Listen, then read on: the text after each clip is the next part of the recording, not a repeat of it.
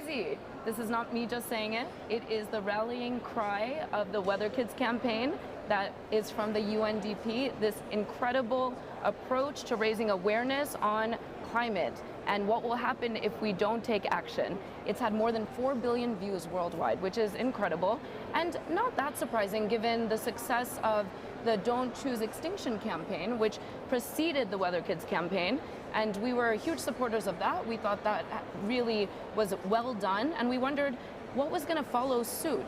And this is what the UNDP, in partnership with Weather Company and other collaborators, came up with. So, Boaz, to you to please explain. Actually, before to you to explain, let me introduce the panelists. I got overexcited. Boaz, who is the Chief Creative Officer at the UNDP, and very much the brains behind both of these campaigns. Welcome. Excited to have you here today. And we also have the CMO, Chief Marketing Officer of the Weather Company, Randi Stipes. Welcome, Randi. Thank you. And Bill Weir, the Chief Climate Correspondent for CNN. So this face might be familiar to viewers tuning in. So now that everyone knows who's on this panel, I'm going to turn to Boaz and ask him to tell us about the inspiration behind this campaign, how it followed from Don't Choose Extinction, and what's been happening with it. Sure, thank you. My job at the UN is to, in a way, increase our audiences. The UN is often not understood by the everyman. We talk in very dense language.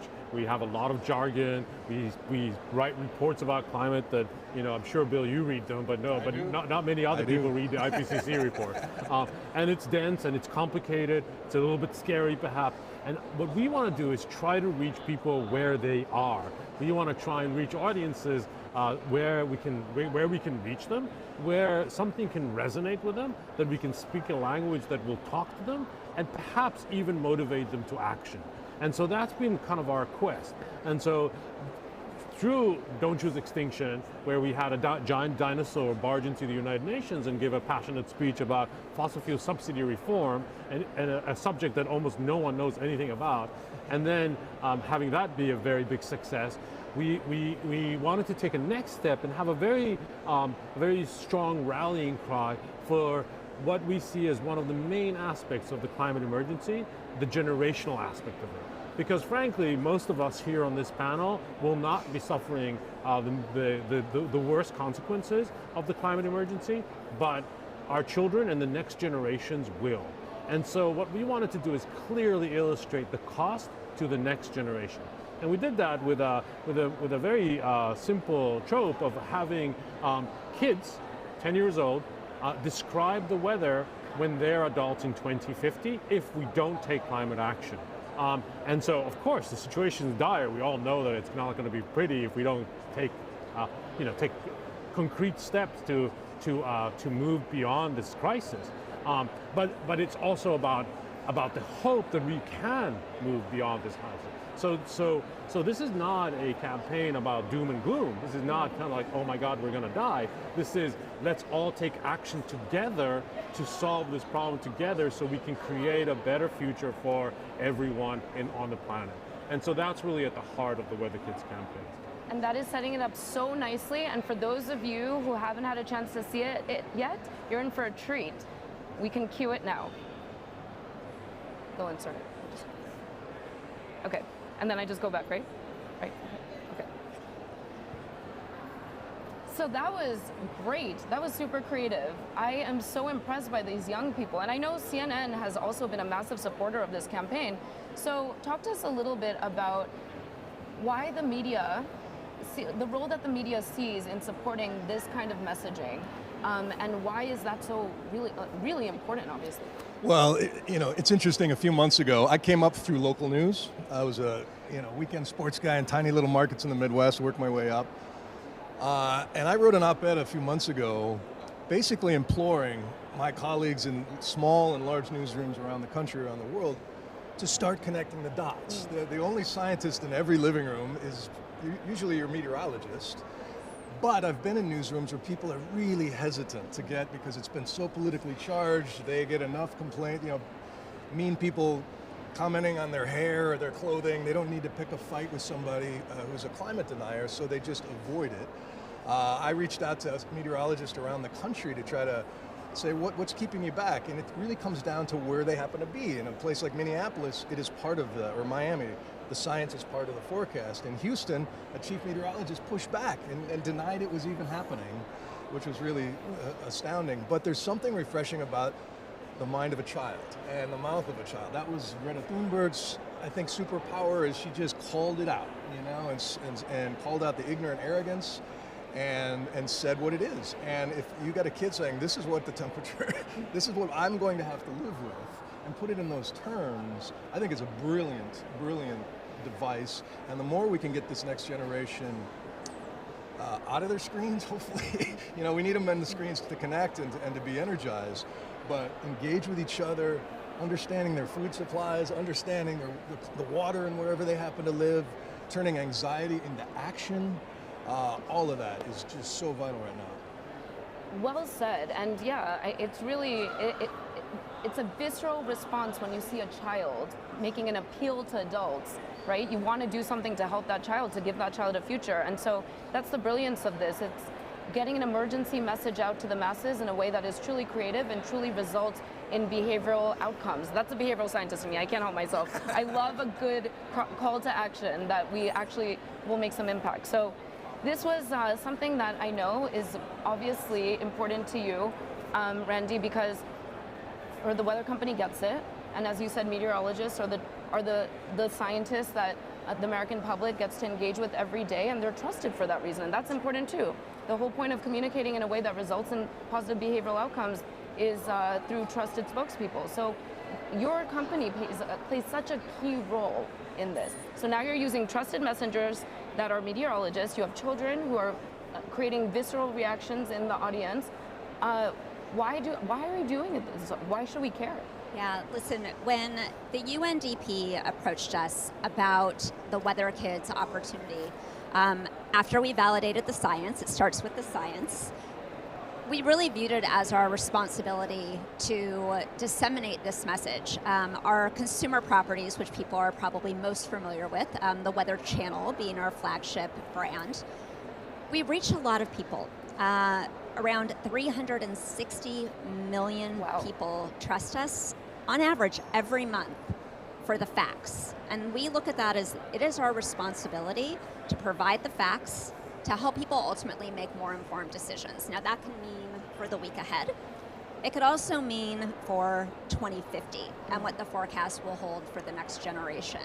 And so we really view this not only as an opportunity, but as our responsibility, given our reach and the megaphone that we have. But you mentioned trust. We are the most trusted news brand in the US. Absolutely.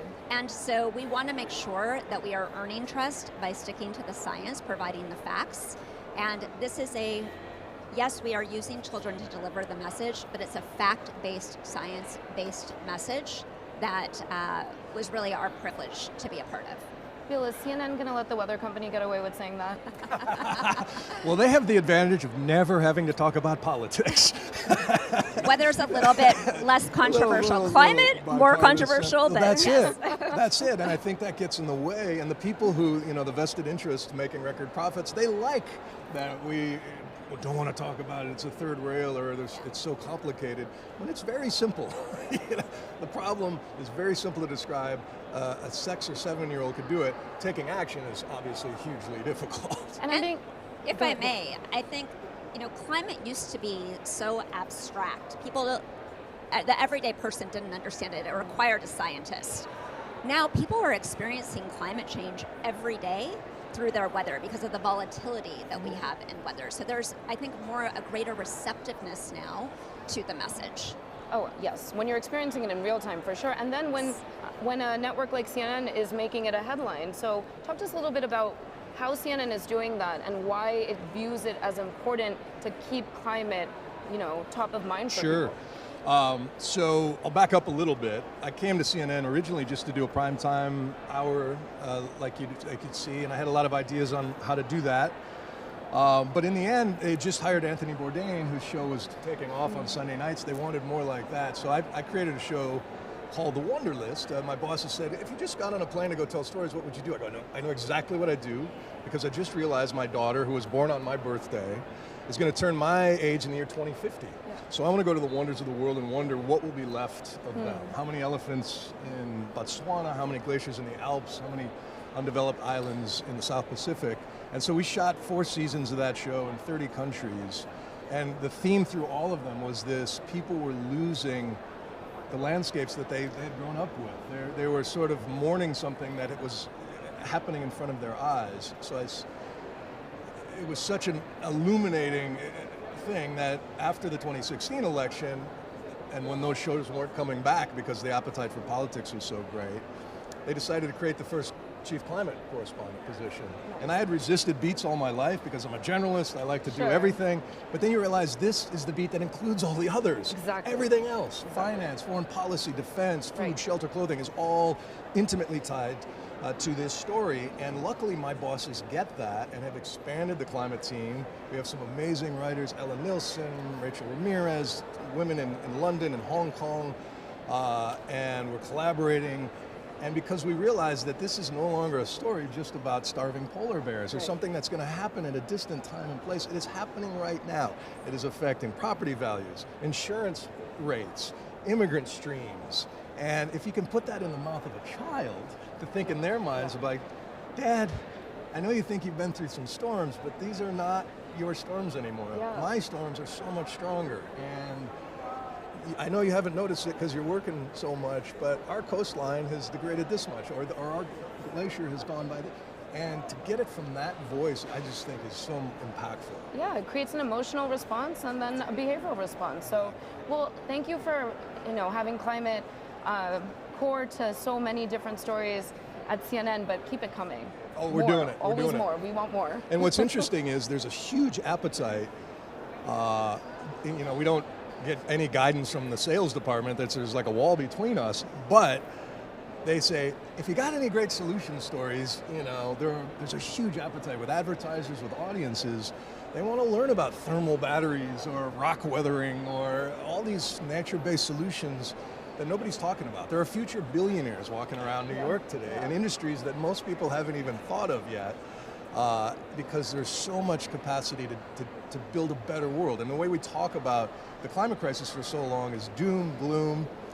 And while Dr. Martin Luther King called out the nightmare, obviously, daily, we remember him for the dream. Like, I have a dream. Right. And we don't talk about the dream of clean energy, sustainable food supplies, a healthier, happier, wealthier future. It's possible. Yeah, and I think, Boaz, it's fair to say you think of it like this too. And I do, very much so. I think, the climate emergency has a potential of being the biggest boon in the history of humanity. I truly believe that market forces will make it right. I truly believe that the transition will happen. We see the transition happening already. We need more time, of course, but it's happening, and there's so much hope there. There's so much innovation. There's so much excitement. There's so much energy. And it's incredible. It's like, it gives me, in the morning when I wake up, I think of something positive that's going on in the climate space. For instance, we all think that, we all know that China is the largest emitter in the world. And until recently, China was supposed to peak its emissions in 2030 and then start the decline. We've learned recently that China is going to peak its emissions in 2025 and then start the decline. And so that's a huge hopeful sign. We see these kind of like hopeful signs all over the place. We believe that we can beat it, but the way to do it, from where I sit, is for all of us to do it together. There cannot be any more, the United States, France, and Uganda. It has to be all of us as humanity fighting this fight together, this existential fight, if I may say, that has to come from our most human place. Humanity has to unite against this crisis and fight the fight together. It's absolutely imperative, and that's what we're trying to do. We're trying to get as many people involved across the world. And we have to remember that we will not leave anyone behind. The transition will happen, and we will bring everyone along. And you're with the UNDP, it's the United Nations General Assembly, it's New York Climate Week. We are coming up to the 29th climate conference. And so we should set this in the context of that. It's been 10 years since the Paris Accords. And so how much progress has been made from your vantage point, Boaz, coming back to you, how much progress has been made and what do we need to prioritize now going into 2025's UN COP conference? I mean, so much has been achieved. If we think about Kyoto as a starting point, COP1 as a starting point, it's a huge achievement. The fact that we managed to get all countries around the table in Paris to sign a climate agreement, even though the agreement was absurd and 3 degrees is not where we want to be, but it was a way to get all the countries involved, all of them signing that agreement and then moving forward. 5 years ago, we managed to get the agreement down to 2 degrees. Now we need to get the agreement down to 1.5. That doesn't mean we'll hit 1.5. We'll definitely shoot past 1.5, but we mustn't ever think of it as a hard deadline. Of course, it will be better if we stay at 1.5. It will also be better if we stay at 2. Sure. It will be better than if we do 2.2. It will be better if we do 2. So it's a continuous scale. There's no deadline where we go, okay, we've passed 1.5, that's it, it's the end, we're all doomed. That's not how it is at all. That's not how science works. It is yes, there'll be some issues, there'll be some suffering, it's not going to be a walk in the park necessarily, but we're going to do it. And we've seen incredible progress. And we really truly believe that reaching a 1.5 degree agreement between member states is completely possible in 2025. Yeah, and these are the facts, right? And this is the whole point that you were saying in the beginning is leading with facts is critical because audiences don't need to be sugar-fed or spoon-fed sugar. Rather, information is power, and so you're giving it to them straight. Why is this the role that the Weather Channel plays? Why is this a critical role that will ultimately result in us meeting our global climate goals?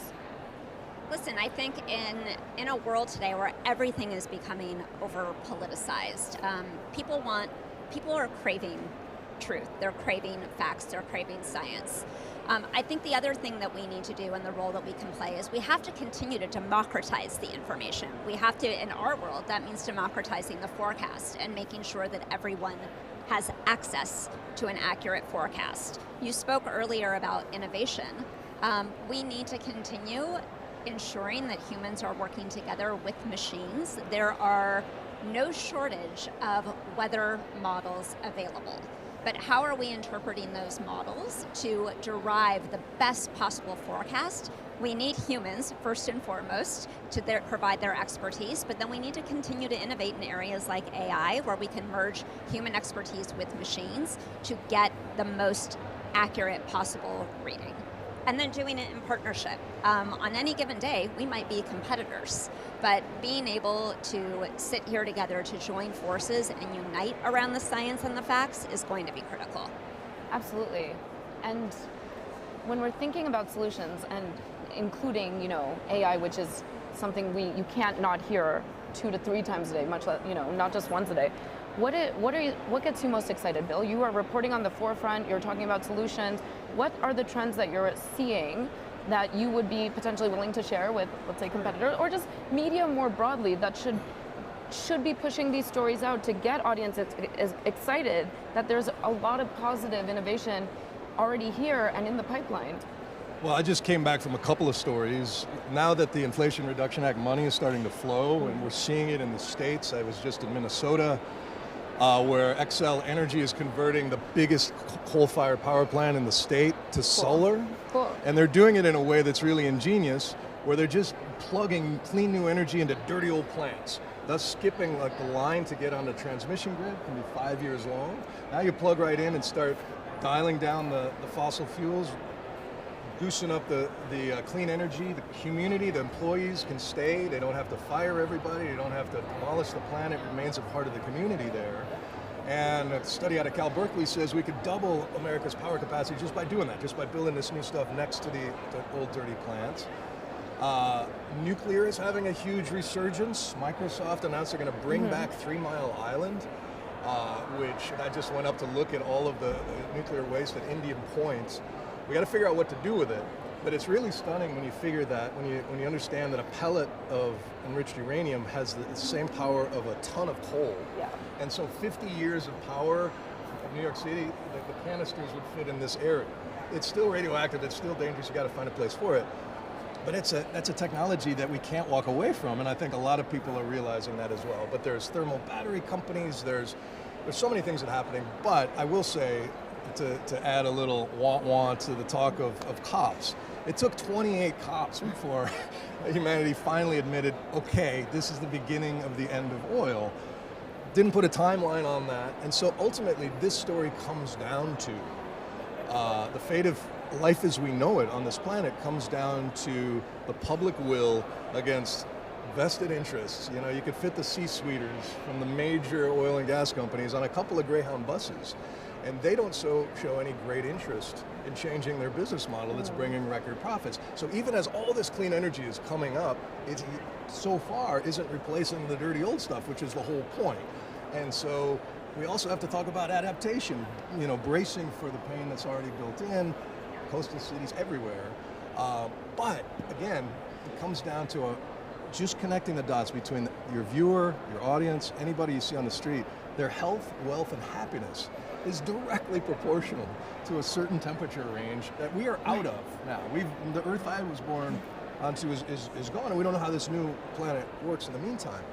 But there's so much left to save, and there is so much potential to turn things around. Yeah, and well, I loved how you did that, because you ended on you brought in real talk, but then you ended on a positive note. That just shows your skill in this. Well, here's what gives me hope. It's really good. There's two things that give me hope. One is something called pluralistic ignorance. And there's a study a couple years ago, they asked Americans to guess what percentage of fellow countrymen and women care about climate. And most people, regardless of party, guess 33, 40%. It's 66 to 80. And people are surrounded by allies they don't know they have because people don't talking about this stuff. With the younger generation. The younger generation particular. absolutely is. And if we want to hold on to that audience, we better get straight with them about what's happening to their planet in real time. But there's also the idea that we're made of stories. All of human, you know, engagement, our borders, our flags, our currencies, our traditions, our religions, are just stories we agree upon in the moment, Right. and they're always under revision, right?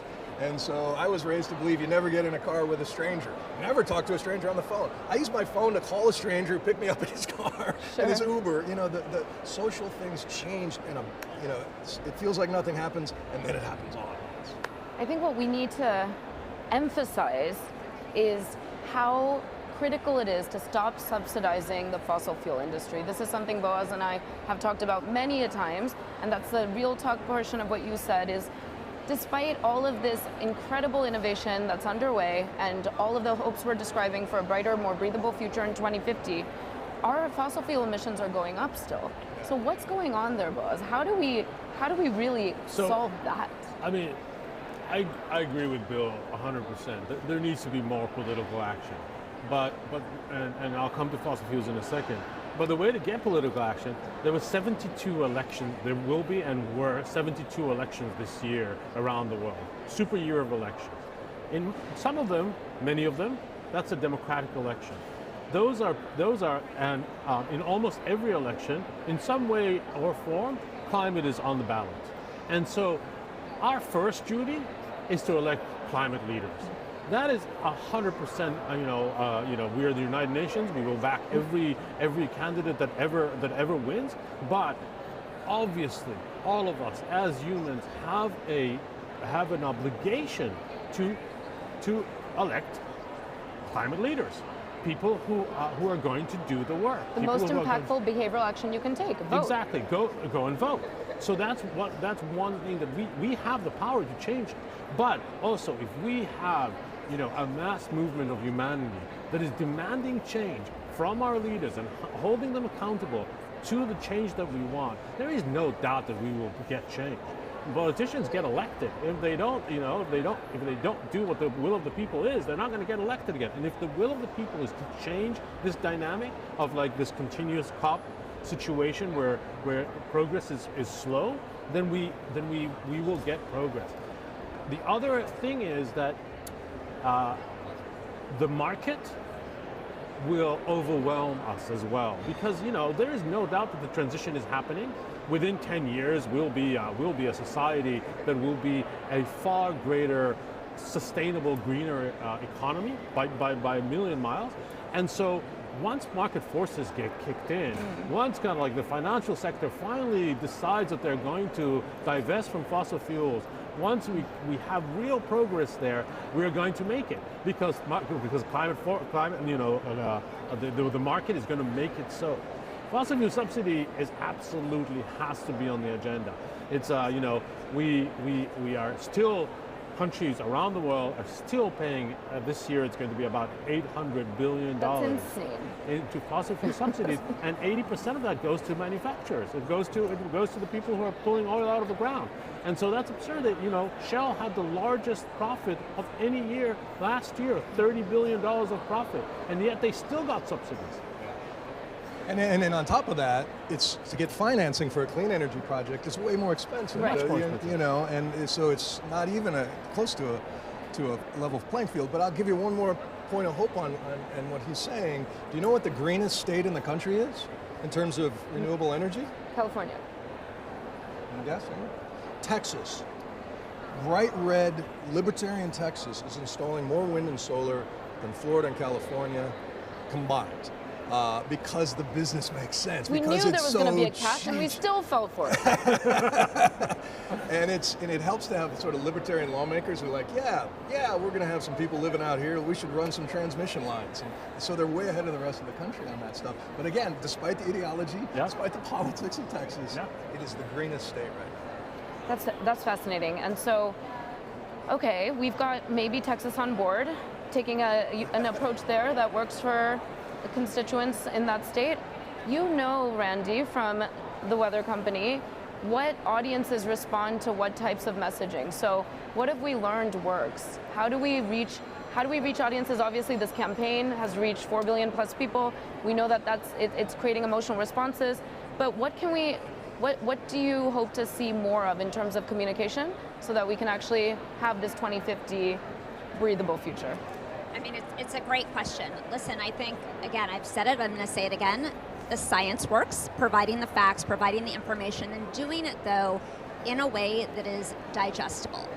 Everyone consumes information differently, but we have to start, I think, and Weather Kids was a fabulous start, even though it featured children in the campaign. It's not targeted at children. It's targeted at simplifying and contextualizing the message for adults.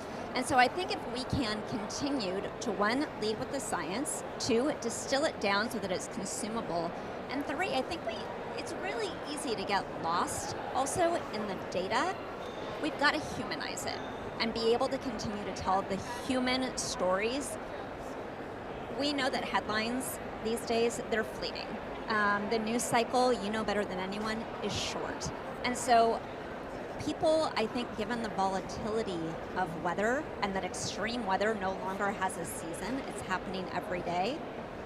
Once people continue to experience these things on a daily basis, again, they're going to become more receptive to the information, whatever way we provide it, but I do think it has to be a combination of the science and the humanity together. Science, facts, simple messaging, trusted spokespeople. That's what I'm hearing, and that's what the Weather Kids campaign is all about. So in the last sentence of this segment for each of you, please just share with our audience what you would like them to do. Would you like them to share the campaign? Would you like them to get more involved with some additional campaigns that I know are brewing in your genius minds? What are we coming up with next? Go for it.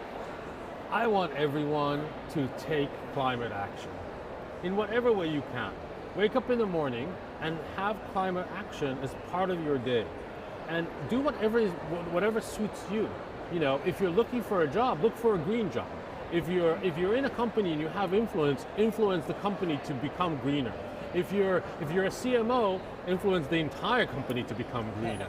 If you're the chief climate reporter or the chief climate reporter for CNN, what you're doing is incredible. But don't be I would also say, don't be a climate activist in the evening and buy an EV and then go to your job and not be a climate activist. Your life, from the minute that you wake up in the morning until you go to bed, has to be about taking climate action in whatever way you can. Of course, share our campaign, sign our pledge, all of that. Awesome. I would say acknowledge your knowledge. In my case, I'm a marketer. It is my craft to influence people, and my team's craft. To Boaz's point, for the marketers out there who might be listening, if you're a brand, figure out how you can authentically make climate action part of your company's mission. If we make it a campaign, we will not be successful. You have to embed it into the DNA of your business and make it a business imperative. Nice, great point. Final word. Step one is just talk about it. Studies have shown most people who really care just don't talk about it. And it needs to be in every conversation. You don't have to use the word climate change. You could say, hey, did you see Oakland? They just got all electric school buses that they plug the school in at night as a battery. I think, again, it's the possibilities, how to create a better future, find a tribe, find like-minded folks. And to Boaz's point, when people say, what can I do? Well, what are you good at?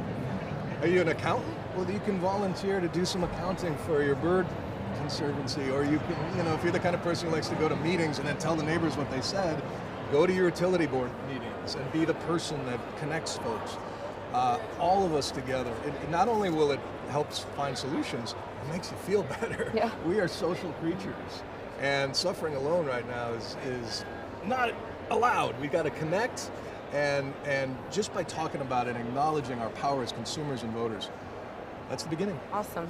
I love it. Great point to end on. Thank you to my panelists, Boaz, Randi, Bill. You all rock. Thank you for being campaigners, for being communicators, and encouraging those tuning in to do exactly that too, because they can. Cheers all. Thank you. Thank you. Thank you.